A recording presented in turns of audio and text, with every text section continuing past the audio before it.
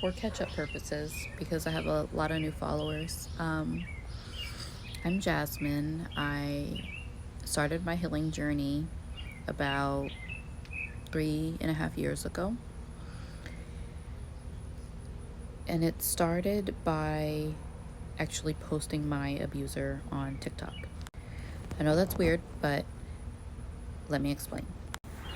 A week before I had posted it, I was having so many nightmares about my sexual assault, and I didn't even recognize it as a sexual assault.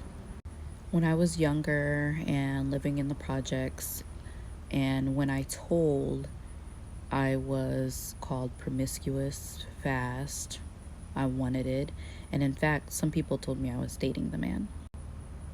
So I kind of formed the belief that all of that's true. Maybe it was all in my head. Maybe I did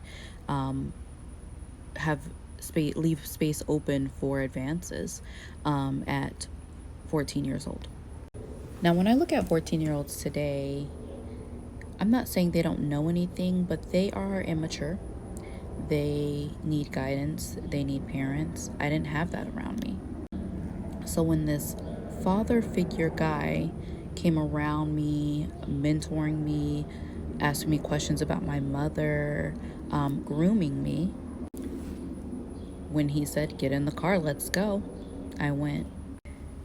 And so that was the beginning of my story of realizing that I was uncomfortable. When I shared the story with my husband of my first time, he called it RAPE. And I had to really sit with that, because I spent my life really just believing that I was promiscuous, I was fast. That grew into hypersexuality, that grew into a insecurity, a unself-awareness of myself, however you say that.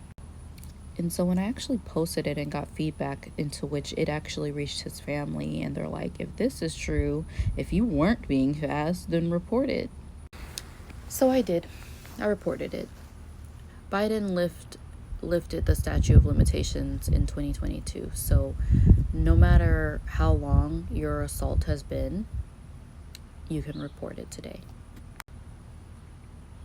And so when I reported it and going through the court system, they give you a therapist that specializes in childhood trauma. And what I learned in those 3 months of therapy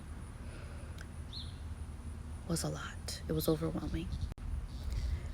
But it was really the fact that, and a guest I had on my podcast said it recently, Amani Talks.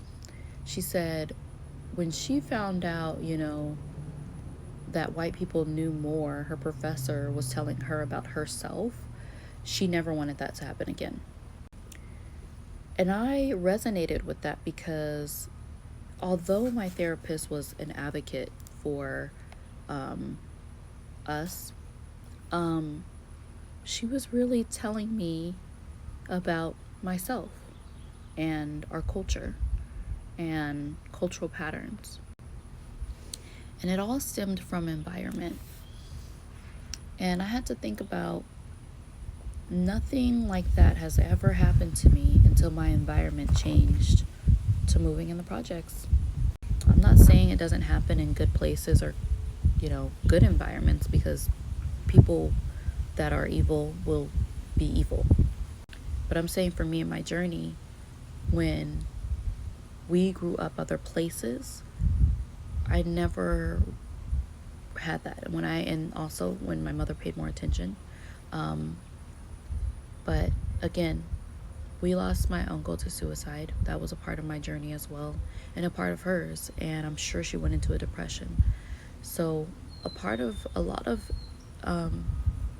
things I've learned in therapy when I went was to really go backward and see the environment I was, the age I was, the age my mother was, like really start to have some self-awareness of what this whole body went through at different stages in life. And that helped me that helped me.